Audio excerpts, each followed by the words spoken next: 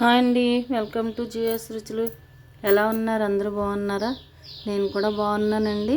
మీరందరూ కూడా బాగుండాలని మనస్ఫూర్తిగా కోరుకుంటున్నాను. ఈరోజు మన రెసిపీ వచ్చేసి సగ్గుబియ్యం అండి. అరకప్పు సగ్గుబియ్యాన్ని 3/4 కప్పు మజ్జిగలో నానబెట్టుకున్నానండి. 4 అవర్స్ 4 గంటలు నానబెట్టుకున్నాను. మెత్తగా నానిపోయింది. ఒక బౌలు బియ్యపిండి. ఇప్పుడు బియ్యపిండితో మనం పునుకులు చేసుకుందాము.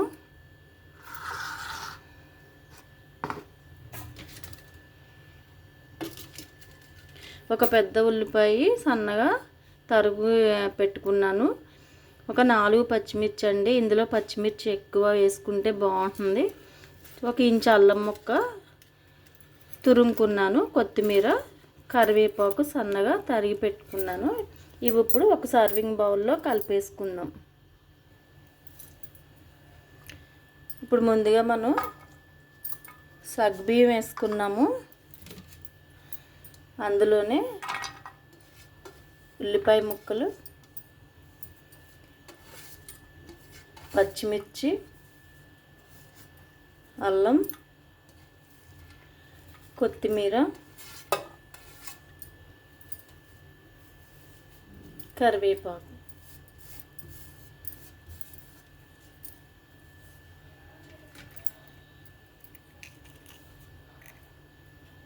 ఒక స్పూన్ ఉప్పు,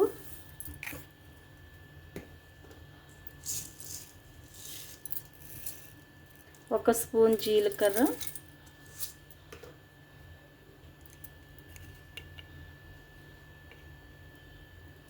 చిటికెట్ సోడా అండి. వేసామా లేదా అన్నట్టు. ఇప్పుడు ఇందులో బియ్యం పిండి కొద్దిగా వేసుకుని ట్రై చేద్దాం. పునుకులు కంటెన్సీ వచ్చే వరకు కలుపుకోవాలండి. బియ్యం పిండి ఓన్లీ బైండింగ్కి మాత్రమే.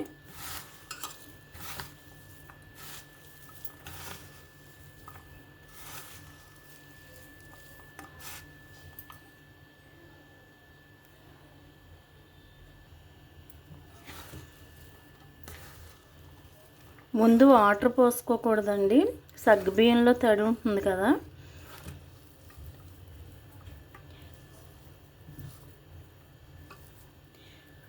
ఇప్పుడు కొంచెం పోసుకుందాము, ఎక్కువ పట్టవు.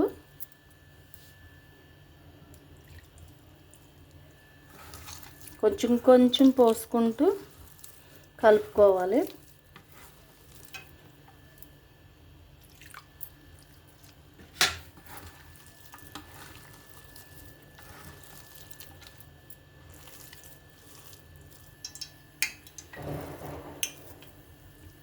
ఇలా కలుపుకుంటే సరిపోతుందండి.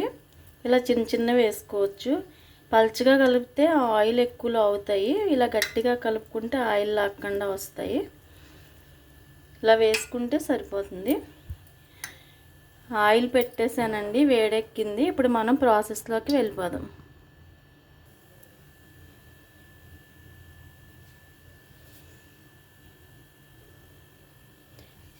కొంచెం పిండి వేసుకుని చూసుకుందామండి వేడెక్కిందో లేదో. వేసిన వెంటనే అలా పైకి వస్తే నూనె కాగినట్టే. వేసేసుకుందాం.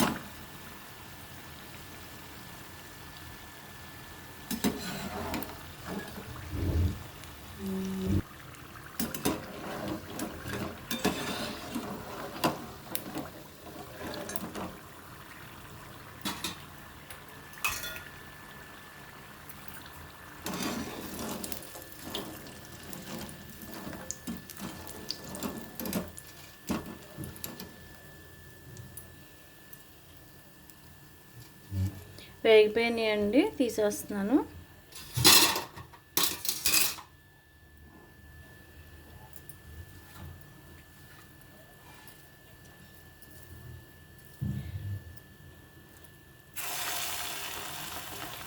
మీకు సైజు మీ ఇష్టం అండి, నేను చిన్నవి వేసుకుంటున్నాను.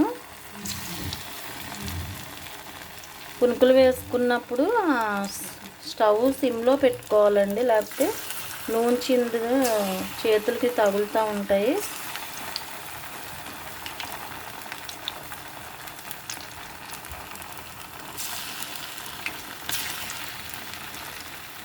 ఇంకొంచెం వాటర్ కలుపుకుని కొద్ది పల్చగా వేసుకోవచ్చు, కానీ కొంచెం ఆయిల్ పీలుస్తాయి. ఇలా అయితే ఆయిల్ అస్సలు పీల్చదండి.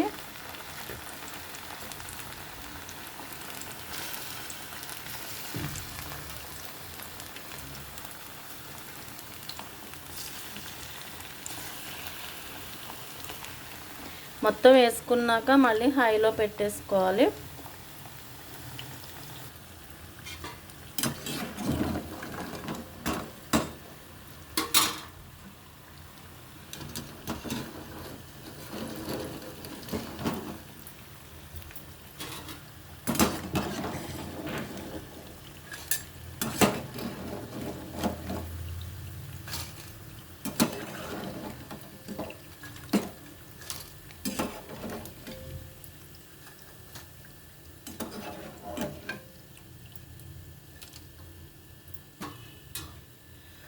స్టవ్ కట్టేసానండి.